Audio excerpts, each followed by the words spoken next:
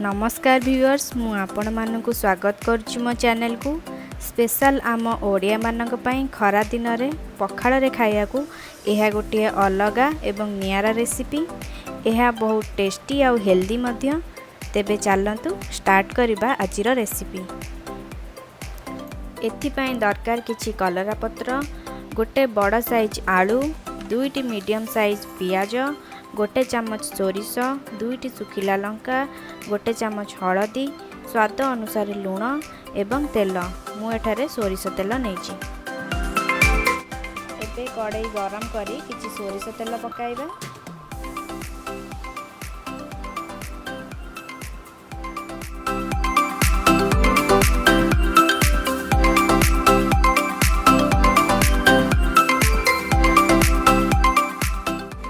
तेल गरम हैला परे सोरिष एवं सुखिला लंका को पकाइबा।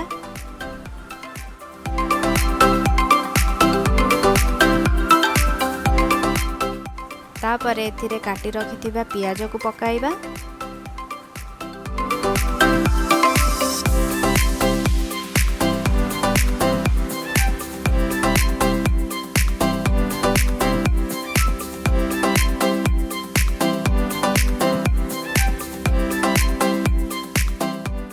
पियाज किछि समय जारी हैला परे सेथिरे हलदी पकाइबा।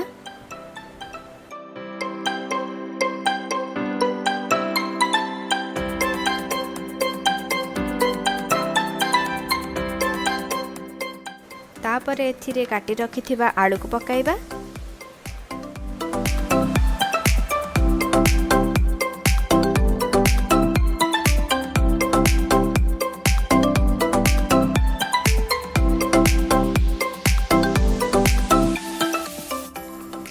स्वाद अनुसार लूण पकाई ताकू भल भाबे गोलाई दबा।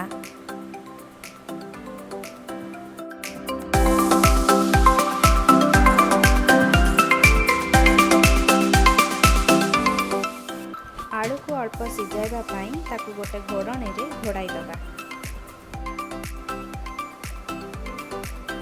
देखंतु आलू दर सिझा होई गलानी। एबे काटी रखिथिबा कलरा पत्र को एथिरे पकाइबा।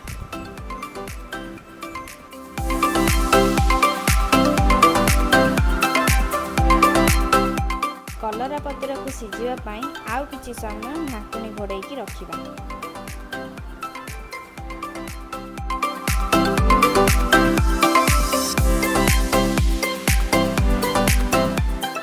एबे देखंतु प्रस्तुत हो गला हमर आलू कलरा शाक भजा।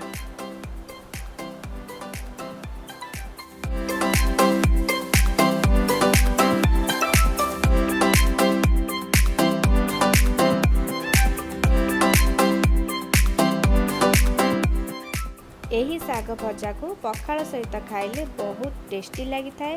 तेबे आपन को किपरि लागिला खाई की कमेंट बॉक्स रे निश्चय जणाइबे। एही वीडियो को लाइक शेयर सब्सक्राइब निश्चय करिवे। Thank you.